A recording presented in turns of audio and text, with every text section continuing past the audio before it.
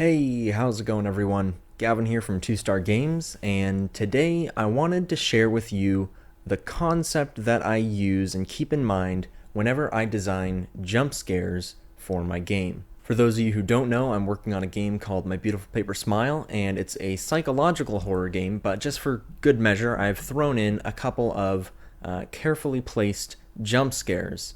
And every time that I do add one of these jump scares, though there are only a couple throughout the entire game, they are designed very intentionally, and they're designed to be as effective as possible. Not just a cheap, scary person jumping out of a doorway. They're meant to be effective. And I'm going to share with you how I do that and how they are as effective as they are. Ooh. I'm glowing, baby! Ah! Oh! It's like we're being watched by everyone. He walks slowly. Oh! I didn't do anything.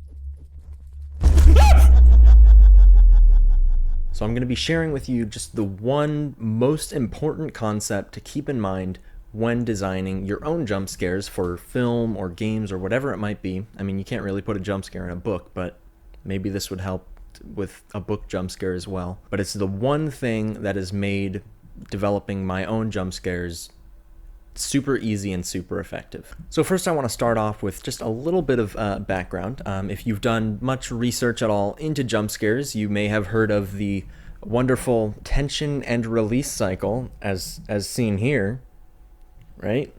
I'm pretty sure it's seen here. And this is where you have tension that is built until eventually it is released. And that's where you have your jump scare, right? The basic idea is that you build up to the max amount that you possibly can before a person starts to lose interest in whatever scary thing.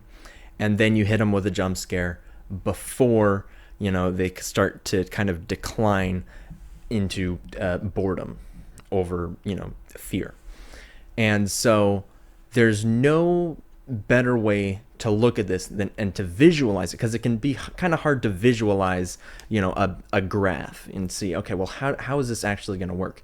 But the way that I visualize this and that I share with other people that are starting out making horror games and stuff is I use the example of a balloon. Everybody knows that by blowing too much air into a balloon, it will eventually pop. The popping sound that it makes is loud enough to cause you physical discomfort, and so you automatically have a fear response because you don't want to be in discomfort. You don't want to have your ears in pain, right? And so it makes you scared once you start blowing it up a little bit too large.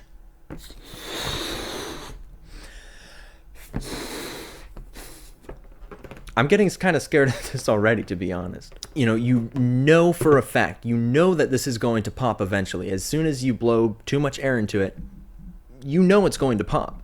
There's no doubt about it. You're going to be scared by this if you keep on blowing air into it. And with every single breath that you breathe into it, you're getting closer. You don't know how close you are, but you know that you're getting closer to the balloon popping and to you being in discomfort.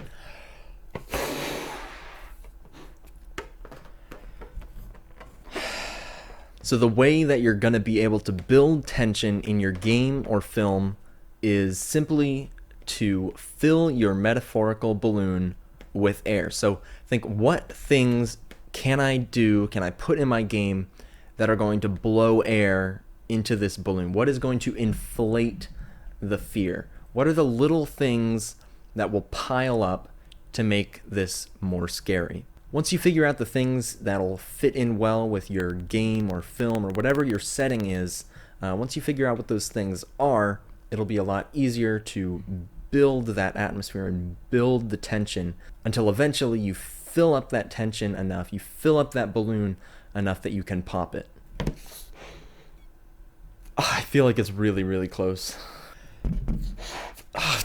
I'm really paranoid right now.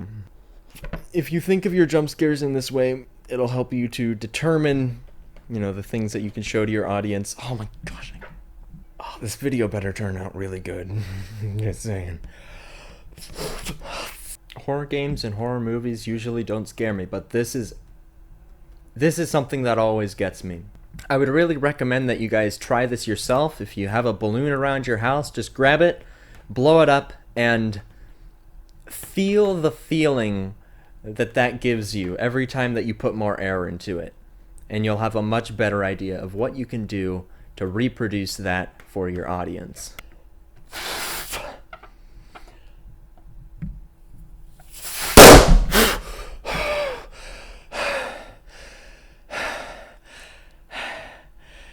Just like that. So there you have it.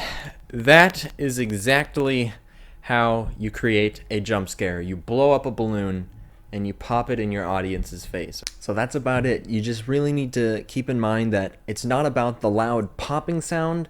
It's so much more about the build up to that's really going to scare your audience. So anyways, that is about it for this video. Hopefully you found it helpful. If you did, please consider leaving a like on the video and maybe consider subscribing to the channel. I'll be doing more content like this hopefully in the future. So anyways, that is it, and I will see you guys in the next one.